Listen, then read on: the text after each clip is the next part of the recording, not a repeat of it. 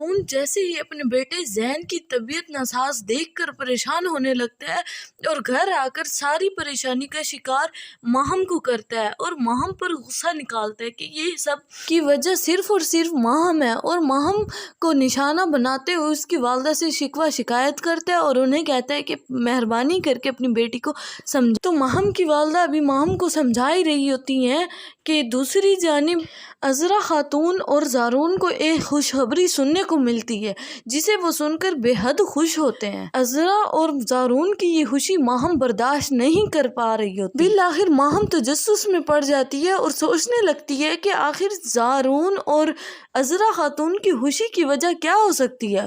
کان لگا کر سننے لگتی ہے۔ جیسے ہی وہ سنتی ہے کہ اللہ نے شفق کو دوسرے بیٹے سے نواز دیا، ماہم شفق اور زارون کی خوشی شروع سے ہی برداشت نہیں کر پاتی۔ بالآخر وہ جیسے ہی یہ بات سنتی ہے کہ زارون ایک بار پھر سے باپ بن چکا ہے تو وہ فوراً سنتے ہی چیخنے چلانے لگتی ہے، اور ماہم مزید پریشانی میں مبتلا ہو جاتی ہے کہ اب زارون دوسری بار باپ بن چکا ہے۔ اب کی بار کہیں زارون عذرا کی باتوں میں آ کر شفق کو گھر نہ لے آئے اور شفق کی محبت میں مزید گہرا نہ جائے اور میرے لیے زارون کے دل میں مزید نفرت کا شکار پیدا نہ ہو۔ زارون جیسے ہی یہ خبر سنتا ہے تو فوراً سے ہسپتال جا پہنچتا ہے۔ ہسپتال پہنچتے ہی جیسے ہی زارون اپنے بیٹے کو دیکھنے کے لیے اٹھانے کے لیے ہاتھ بڑھاتا ہے تو شفق فوراً سے اس کا ہاتھ روک لیتی ہے۔ شفق زارون کا ہاتھ روکتے ہوئے کہنے لگتی ہے کہ اب میں تمہاری زندگی میں نہیں رہی، تمہارے دل میں میرے لیے کوئی جگہ نہیں، تو میرے بیٹے کو بھی ہاتھ لگانے کی کوئی ضرورت نہیں، لہٰذا میں تمہارے لیے بری ہوں تو میرے بچے سے بھی تم دور رہو۔ یہ سب کہتے ہوئے زارون کا ہاتھ روک لیتی ہے۔